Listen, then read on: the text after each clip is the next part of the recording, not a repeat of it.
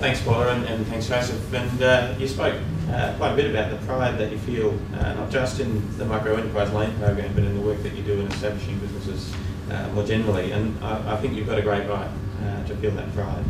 At CSI, we're also very proud of being invited to participate in this research and of the work that we've done and of our partnership with the bank. CSI's mission is to improve the delivery of social impact in Australia. I think that there are many, many keys to doing that as we go forward, and it's an exciting time to be working in this space. But today I really want to touch on 5 of those keys that I think are well demonstrated by the Microenterprise Loan Program. One of those is innovation, a second is collaboration, third is building capacity, fourth and by no means least, strong definition of outcomes and measurement and reporting of those outcomes. And fifth is effectiveness, for the simple reason that for impact to be achieved over time, a program needs to be sustainable, it needs to be well delivered, it needs to work.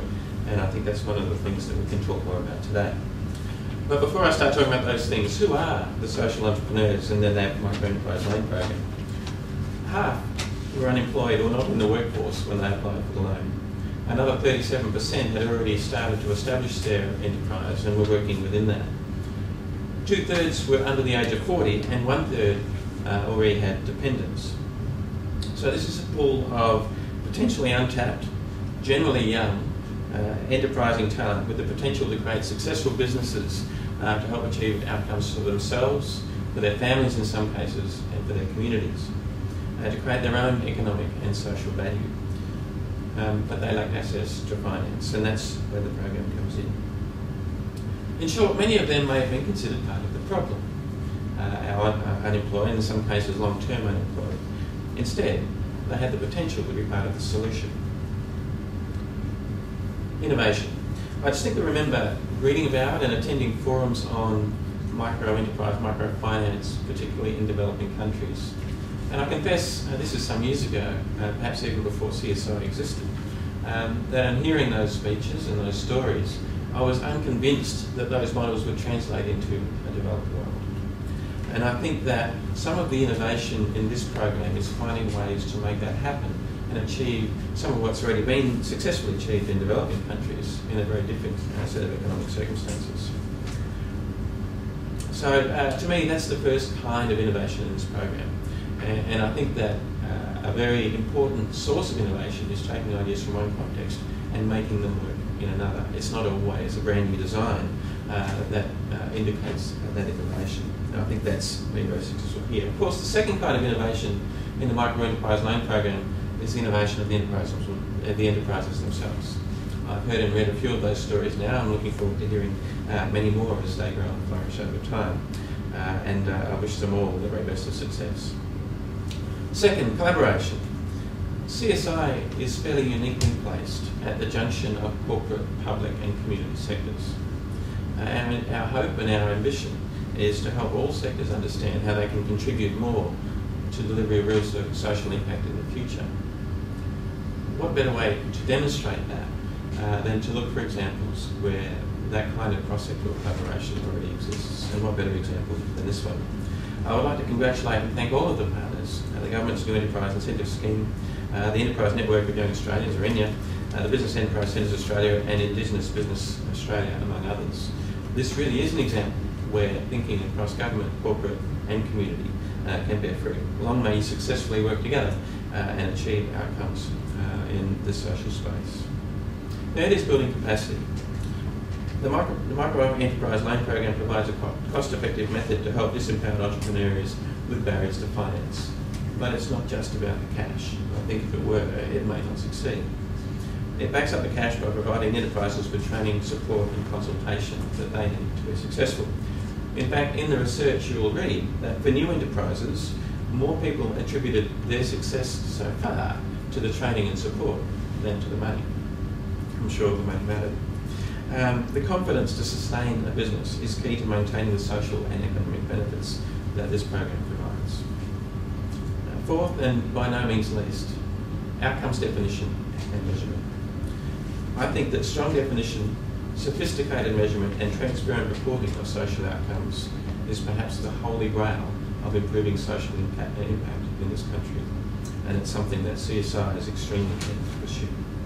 For doing this part right, perhaps more than anything else, I want to congratulate them now on spending the time, the effort and the resources to do a rigorous evaluation of the program and its impacts and asking us to help. I'd also like to thank CSI's team, the Director of Research, Les Hems, and Sarah and Miko and others that worked on this project, also Chris Conley from UNSW, for their great work on this research and this report. And finally, effectiveness. As I said in my intro, there's no point in being innovative, there's no point really in measuring social outcomes unless you can make it work.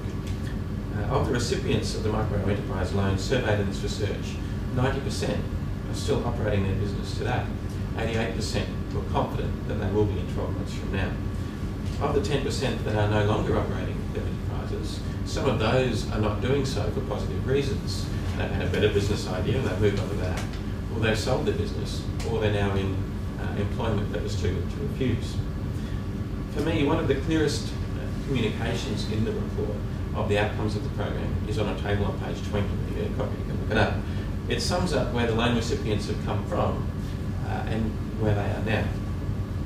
And there are 4 or 5 different examples down the page of where they come from. I'll talk about the first one of those. Of 125 loan recipients surveyed who were unemployed at the time, 93 are still operating their business. A further 20 are operating their business and also in employment, so a mixture of, so 113. 8 are now employed instead of operating their business, and only 4 remain unemployed. So that's a pretty dramatic view of how lives can be changed through small employment.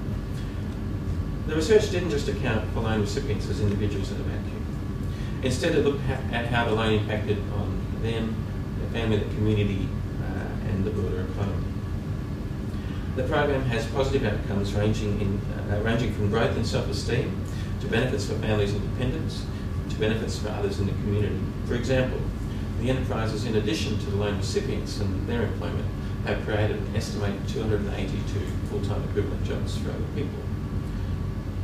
At the macro level, and I'll say this is today, many of the loans have not run to term. These numbers could well increase. The enterprises the loans have financed have now have a total turnover of $44 million. The total economic benefit created through the loans is around $18 million. The net benefit, which is calculated after deducting all of the program costs and after assuming that some people would have been successful even without the program, is still of the order of $2.5 million. The costs and default rates are relatively low by international standards for similar programs in the developed world. And finally, for every dollar invested in the program, $1.22 of economic benefit is created. In short, it stacks up. It's working. There are many other social and individual benefits on top of the economics, so it's a better business case than money loan would suggest. I hope that this is a program that is here to stay. So, in winding up, thank you to everybody who's been a part of this work, the establishment of the program and the measurement of the outcomes. Thank you to the NAB for hosting us today and for the opportunity for CSI to be a part of this research. I would also like to thank the loan recipients who participated. Obviously, we could not have done the research and the program wouldn't be a success without them. I'm very grateful on behalf of CSI for the opportunity to hear their stories. I'm looking forward to the panel discussion and thank you all for your time today. Thanks very much.